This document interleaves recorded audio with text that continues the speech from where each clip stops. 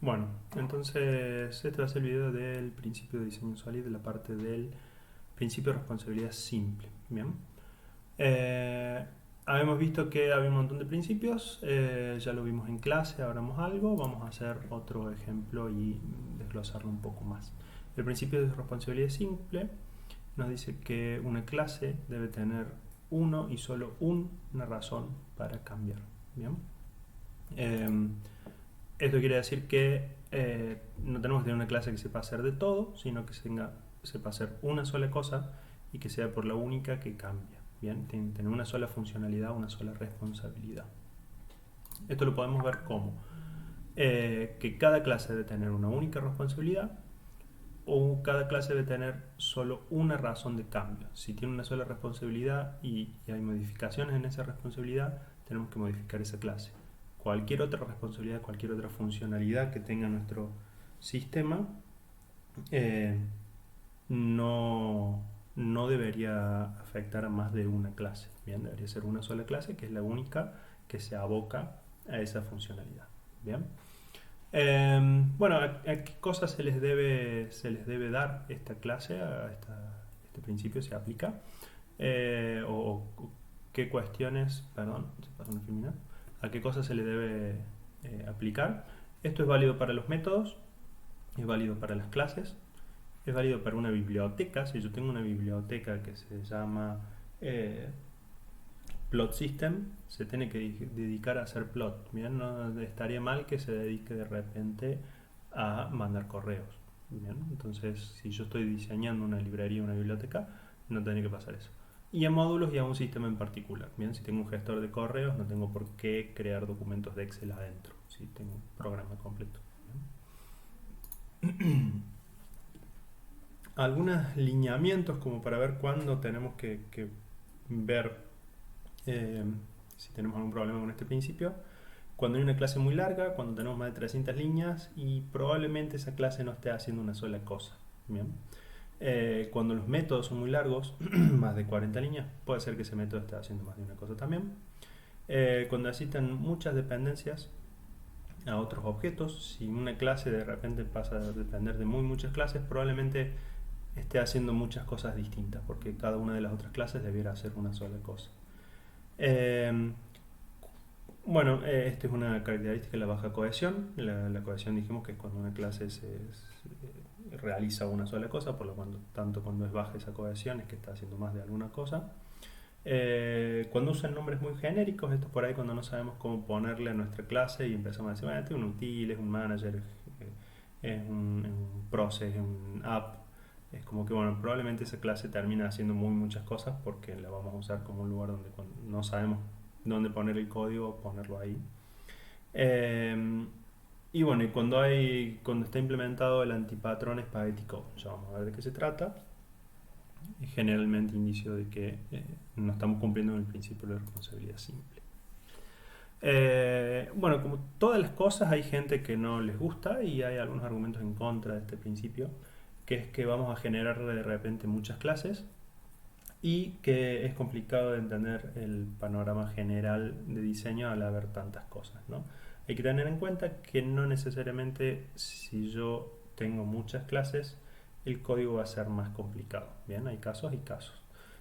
Si está bien diseñado y seguimos probablemente todos los otros principios, el demasiadas clases no sea un problema, por lo tanto no sea complicado entender todo el diseño. Bueno, una vez terminado esto, vamos a una demo. Acá tengo un proyecto en C++, por el momento no hace nada más que mostrar un hola mundo. Y lo que vamos a hacer es crear algún par de clases. Vamos a crear un sistema, vamos a decir que vamos a hacer un blog. Entonces voy a hacer todo acá arriba para que quede en el mismo código. Vamos a crear una clase que se llame blog. Y esta clase va a tener vamos a hacerlo public nomás, un string que sea el título del blog, y vamos a poner un string que sea, perdón, y un lugar donde guardarlo. Vamos a usar la clase vector y el vector va a tener strings. Bien.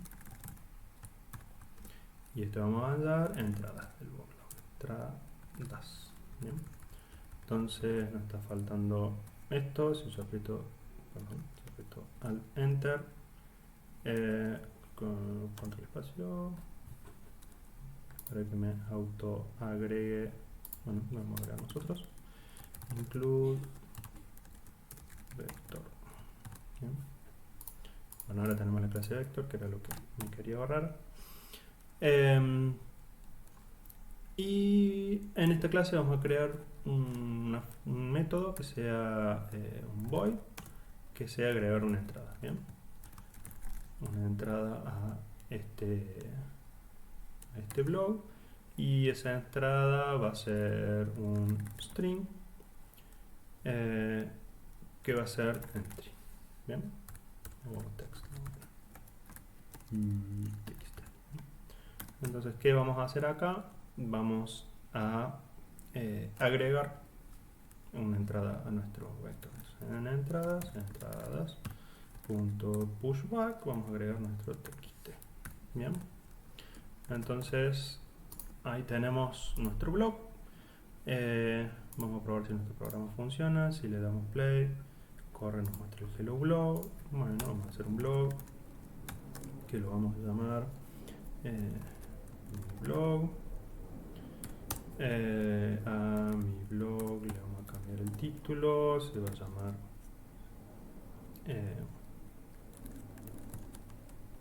personal, y vamos a agregar algunas entradas. Entonces, por ejemplo, vamos a poner mi blog.adentry, hoy está soleado.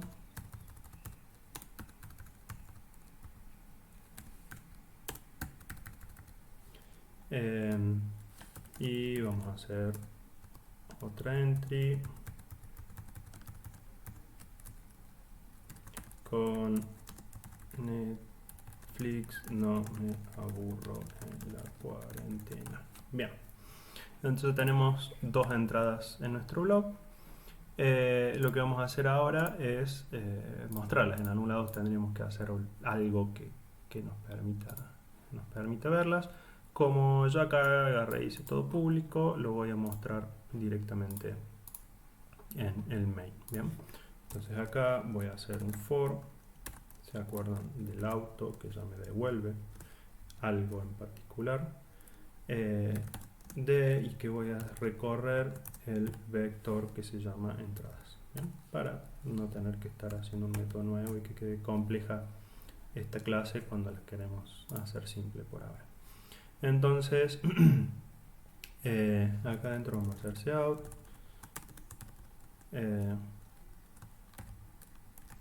Blog, y vamos a escribir el contenido. Entonces, que ya sería un string del blog entradas. ¿Bien?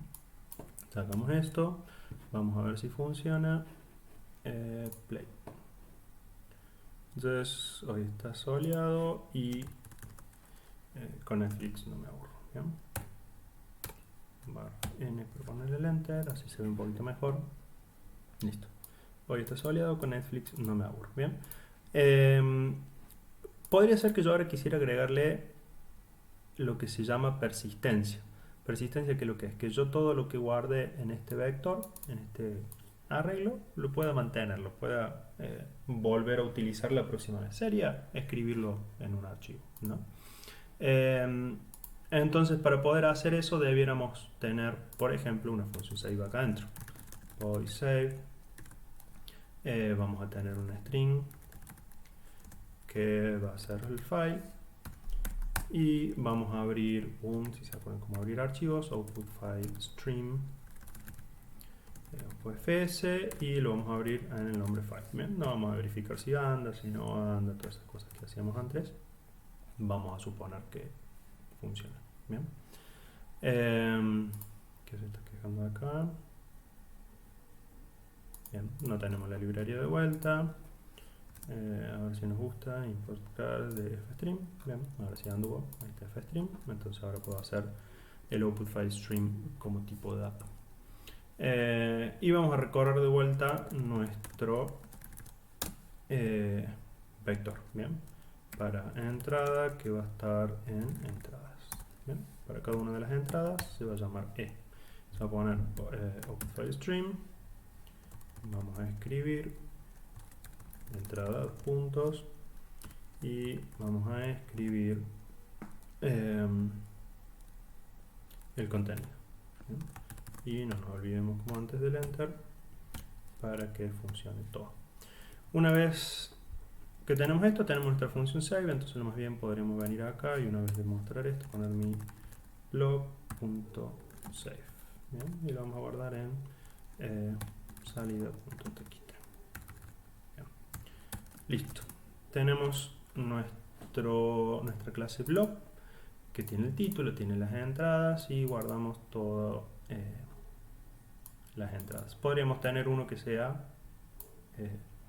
load, que lo ejecutemos en el constructor y que cargue las entradas, ¿no? Vamos a ver cómo se ejecuta. Pasó algo acá, puse comillas simples en el nombre del archivo, eso es porque en JavaScript los textos son con comillas simples. Bien, listo, ahora sí, play, corremos, esto está acá, esto está acá. El archivo en realidad se guardó acá adentro, ven, porque acá es donde se corre. Salida de txt, tenemos nuestras dos entradas. Perfecto, entonces está andando nuestro sistema.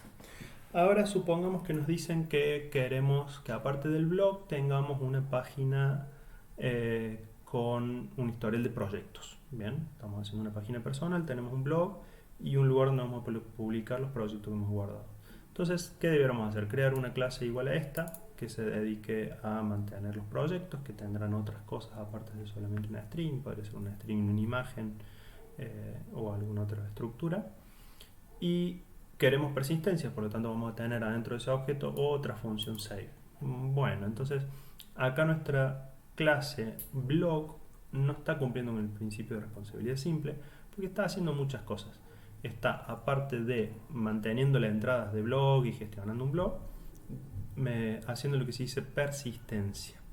Entonces, si yo ahora quiero modificar y decir, yo quiero que mi sistema no guarde más en archivos de texto, guarde en una base de datos, tengo que venir y modificar la clase blog. Y si yo ahora digo, che, yo quiero que cada entrada del blog ahora, en vez de tener solamente un texto, tenga un texto y un título, tengo que venir y modificar mi clase blog. Por lo tanto, estamos viendo desde los dos puntos de vista el problema que decíamos antes. Cada clase debe tener una única responsabilidad. Es complicado verlo porque nosotros lo pensamos de esta forma. Entonces podríamos decir, bueno, si lo analizamos bien, sí, acá se podría analizar que hay dos responsabilidades, una guardar archivo y otra guarda instancias del blog localmente, gestionar el blog. Pero por ahí se ve más con la de abajo, es decir, una clase debe tener una y solo una razón de cambio. Bien, acá tenemos dos razones de cambio. Si nosotros queremos cambiar el lugar donde se van a guardar las cosas, en vez de un archivo en una base de datos, tenemos que tocar la clase blog. Y si tenemos que modificar cómo es una entrada del blog, tenemos que modificar la clase blog. Entonces, por dos razones distintas estamos teniendo dos cambios. Bueno, entonces esto quiere decir que esto está mal. Bien, entonces ¿qué tenemos que hacer? Derivar esta responsabilidad a un tercero, a otra clase. Bien, entonces lo voy a cortar, voy a venir acá y voy a decir, bueno, va a haber una clase que se va a llamar persistent, sí, pongámosle así, manager. Bien, y esta clase persistent manager va a ser la dedicada a guardar con persistencia. Bien, persistence manager. Entonces, esta clase va a tener la función save. Bien, las otras no. Ahora no va a saber qué es que son estas entradas, por lo tanto vamos a tener que traerlas de la otra clase. Entonces ya no le vamos a pasar solamente esto, también le vamos a pasar un blog. Bien, blog B, Y eso, entonces ahora vamos a poder buscar las entradas B de el sistema. Entonces acá ya podríamos tener blog, podríamos tener otro para guardar noticias, otro para guardar proyectos, otro, entonces este solo se va a dedicar a guardar. Y si en particular quisiéramos cambiar y que ahora se guarde en una base de datos, tenemos que venir y tocar esta clase nomás. Si queremos cambiar el blog, tocamos esta. Si queremos cambiar los proyectos, tocamos la clase proyectos. Si queremos tocar la persistencia, tocamos esta clase. ¿Bien? Entonces nuestra función, lo único que va a cambiar es que ahora, si yo quiero guardar, voy a necesitar hacer un persistent manager. Entonces, crear un persistent manager. Y a persistent manager le voy a decir que guarde mi blog y la salida. Bien, entonces de esta sería otro ejemplo de cómo solucionar un problema de responsabilidad simple. ¿Bien? De un software que no cumpla con el principio de responsabilidad simple, o cómo detectarlo de alguna manera.